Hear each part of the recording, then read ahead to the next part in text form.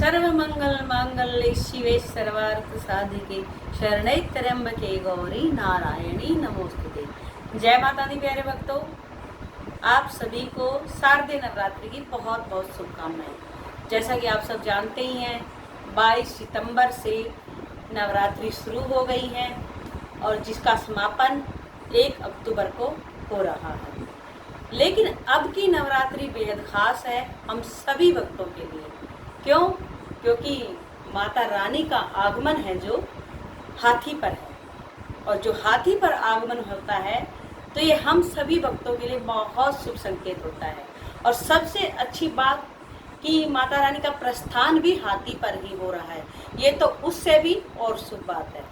तो आज की वीडियो में हम जानेंगे कलश स्थापना का शुभ मुहूर्त, पूजा विधि और अष्टमी नवमी को कन्या पूजन कब करें, किस समय करें, और अष्टमी नवमी को पूजा के दिन हमें किस तरह से पूजा करनी है और किस किस बातों का ध्यान रखना है, और पूजा करने के बाद हमें क्या करना है, पारण कब करना है, और नवरात्रि में नवरात्रि के 9 दिन के बाद विसर्जन कब करना है। पूरी की पूरी वीडियो में आपको सारी जानकारी दूंगी, वीडियो पूरी देखना। और ये भी मैं बताऊंगी कि आपको 9 के 9 दिन माता रानी के व्रत उपवास कैसे करने हैं। अगर हम व्रत नहीं रख सकते तो हमें किस तरह से पूजा करनी है कि माता रानी की हम पूरी कृपा प्राप्त कर सकें, माता रानी का आशीर्वाद प्राप्त कर सकें, माता रानी को खुश कर सकें।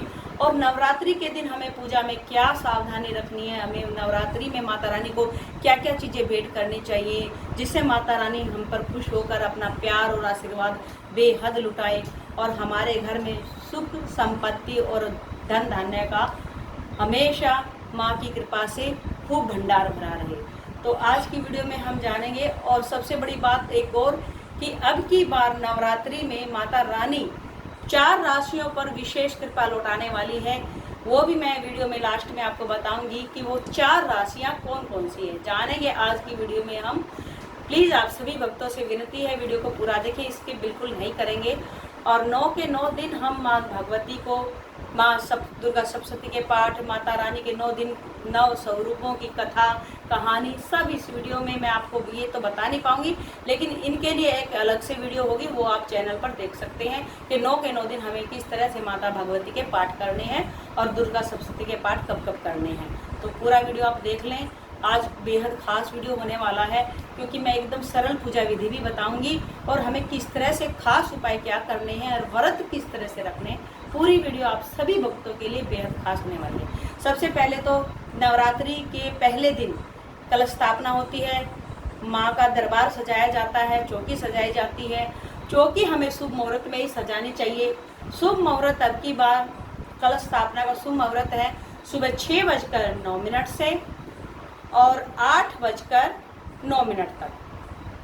तो ये शुभ मुहूर्त है सुबह का। लेकिन सुबह का जो शुभ मुहूर्त है हम लेडीज़ों के लिए, कई बार क्या होता है काम बहुत हो जाते हैं, सब लोग ड्यूटी जाने वाले होते हैं, बच्चे स्कूल जाने वाले होते हैं, लेकिन अब की बार तो छुट्टी भी है, लेकिन ड्यूटी जाने वाले होते हैं उनकी छुट्टी नहीं होती है, तो कई बार बिजी भी हो जाते हैं, बहुत काम हो जाता है। तो जो पहला दिन होता है तो उस दिन तो वैसे ही बहुत ज़्यादा काम हो जाता है क्योंकि स्थापना करनी होती है, पूजा पाठ के लिए थोड़ा देर हो जाती है। तो इसलिए हम दूसरा शुभ मुहूर्त जो है 11:49 से 12:38 तक, ये हम लेडीज़ों के लिए, हम गृहिणियों के लिए सबसे खास और सबसे बढ़िया है क्योंकि अभिजीत मुहूर्त है।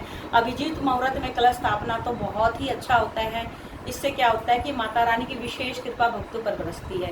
क्योंकि देखिए सुबह जो वर्किंग लेडीज़ हैं वो तो सुबह के समय कर लेती हैं, लेकिन जब हम गृहिणी होती हैं जो घर में रहती हैं, पूरा काम वाम निपटा करके नहा धो करके साफ़ सफाई पूरा अच्छे से करके तब हम कलश की स्थापना करते हैं। तो ये दूसरा जो शुभ मुहूर्त है ये हम गृहिणियों के लिए बहुत ठीक है, सबसे अच्छा है।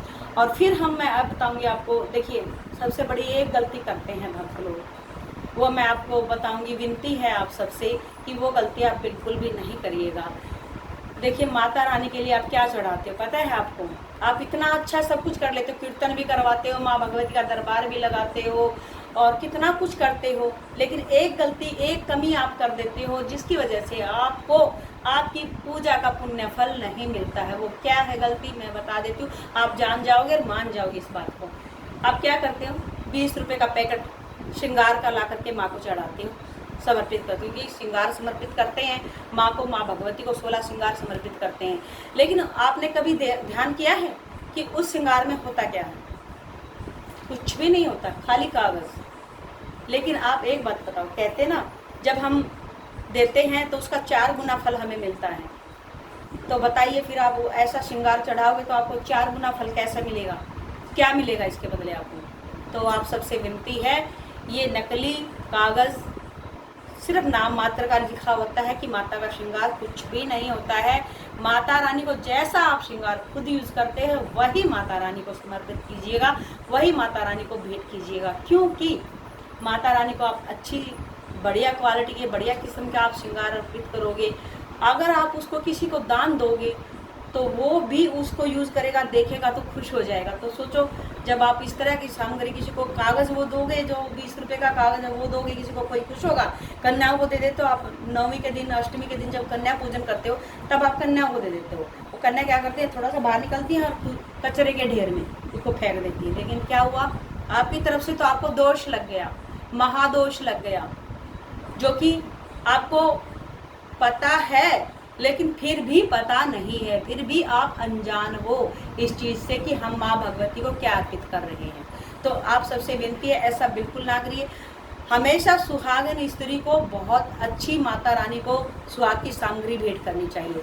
उसमें से कुछ सामग्री आप खुद रख लें, कुछ आपकी ननद है, जेठानी है, दवरानी है, आपकी सास सुहागिन है तो आप उनको भी ये सुहाग सामग्री वितरित कर सकते हो, यानी बांट सकते हो।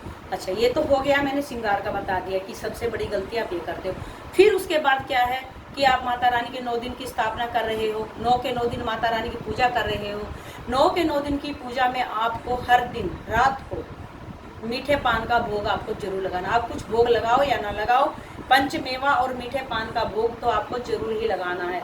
और हवन कर सकते हो शाम के समय, तो वो हवन आप जरूर करें और हवन में पान की आहुति डाल दें, सीधा भगवान तक पहुंचता, देवी देवताओं तक हवन में डालते हैं तो सीधा पहुंचता। अगर हवन भी नहीं करवा सकते, नहीं कर सकते, आपके पास समय नहीं है इतना, तो फिर आपने क्या करना है कि जैसे ही पान को, माँ को मन में श्रद्धा रख के, भाव रख करके माँ को आपने पान का भोग समर्पित करना है। इस तरह से, माँ भगवती ये आपका सबसे प्रिय भोग है, इसे स्वीकार कीजिए। फिर उस पान को आप पूरे परिवार में माँ का प्रसाद रूप में आप पूरे परिवार में बांट कर खा सकते हैं।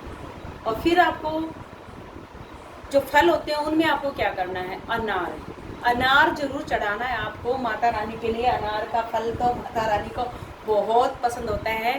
देखिए, मैं तो लाई हूँ दाने अनार की, मेरी मैया के 9 दिन बाहर के। इस तरह से माता रानी को अनार जरूर समर्पित करना है, क्योंकि माता रानी को बहुत प्रिय है अनार का फल। और अड़हुल का फूल अगर आपको मिल जाए, गुड़हल का कहते हैं, अड़हुल का कहते हैं, वो भी मिल जाए तो माता रानी उस फूल पर भी बहुत ही प्रसन्न रहती हैं। ये सब आपको मैंने बता दिया, पूजा पाठ और किस तरह से करना है, ठीक है। और फिर आपको क्या करना, अष्टमी के दिन किन बातों का ध्यान रखना है आपको मैं बताती हूँ आपको। देखिए, अष्टमी के दिन हम माँ को, किसी के यहाँ तो अष्टमी की माँ की पूर्णता होती है, किसी के यहाँ नवमी को होता है। जैसे व्रत का पालन करते हैं, किसी के अष्टमी का होता है, किसी के नवमी का होता है। तो आप अष्टमी के दिन करते हो तो फिर हलवा, पूरी और चना तो बनता ही है। उसमें आपको क्या करना है, कंजकों के लिए आप कोई ना कोई गिफ्ट लेके आए अपने सामर्थ्य के अनुसार।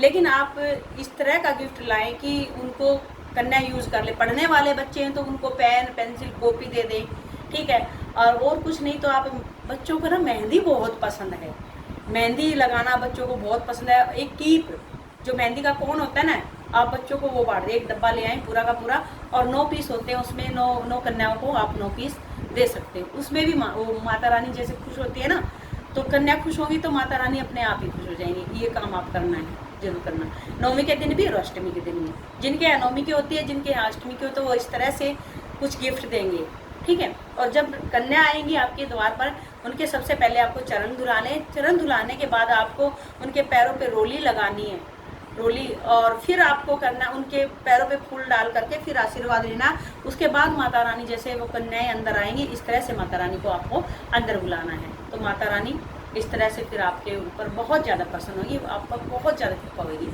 अब जान लेते हैं हम वो 4 राशियाँ कौन सी है, वो भाग्यशाली राशियाँ जिनकी किस्मत का ताला खुद माँ खोलने आ रही है, वो भी हाथी पर सवार होकर। कौन सी भाग्यशाली राशियां हैं वो जानेंगे इस वीडियो में, लगातार बने रहें। देखिए सबसे भाग्यशाली, तैयार हो जाओ। वो कौन कौन सी राशियां भाई अभी मैं बताने वाली हूँ आपको, तैयार हो जाओ। आपकी तो किस्मत का ताला खुलने वाला, क्योंकि आपको तो वो सब मिलने वाला है जिसकी आप कल्पना भी नहीं कर सकते। सुख, संपत्ति, वैभव, धन धान्य, व्यापार में वृद्धि। अगर घर में तनाव है, कलह कलेश है, वो भी समाप्त, क्योंकि माँ विशेष कृपा बरसाने वाली है इन 4 राशियों पर। आइए जान लेते हैं 4 राशियाँ कौन सी हैं। सबसे पहले मकर, दूसरा तुला, तीसरा कुंभ, चौथा वृश्चिक।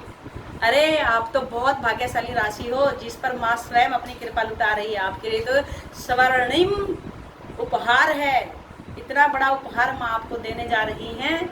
इस नवरात्रि आप सब की किस्मत के ताले खोलने जा रही है, क्योंकि आपको तो धन, वैभव, ऐश्वर्य, खूब सारा पैसा, प्रॉपर्टी, इतना कुछ मिलने वाला है कि आप जिसका आप कल्पना नहीं कर सकते, आप खुले नहीं समाओगे। ये साल तो आप सबके लिए, हम सभी भक्तों के लिए वैसे तो बहुत अच्छा रहने वाला। क्यों? क्योंकि माता रानी हाथी पर ही आ रही है और हाथी पर ही प्रस्थान कर रही हैं। ये तो बहुत ही वर्षों बाद ऐसा शुभ संयोग बनता है, बहुत ही शुभ संयोग है हम सब भक्तों के लिए। इतिहास में ये बहुत दुर्लभ संयोग है जो बहुत कम ही देखने को मिलता है। तो अब की बार आप सबका किस्मत का ताला माँ भगवती खुद खोलने आ रही है। 4 राशियों पर तो वैसे ही विशेष कृपा है, गोल्डन टाइम इनका शुरू हो गया है। माता रानी आप सब पर विशेष कृपा अपनी लौटाती रहे। प्यारे भक्तों, आज की वीडियो अगर आपको अच्छी लगी हो तो प्लीज़ आपसे विनती है, हाथ जोड़कर प्लीज़ चैनल को सब्सक्राइब जरूर कर ले। अगर आपने कोई बात पूछनी है, किसी तरह की आपकी कोई बात है, कमेंट है, तो वो हमसे ज़रूर पूछ लें। आप अपनी बात को कमेंट में करें, हम रिप्लाई ज़रूर देंगे। प्यारे भक्तों, चैनल को सब्सक्राइब करना बिल्कुल ना भूलें, वो भी घंटी के बटन के साथ। जय माता दी, जय माता दी। खुश रहो, मस्त रहो, हमेशा माता रानी आप सब पर अपनी कृपा ऐसे ही लुटाती रही। जय माता दी, जय माता दी।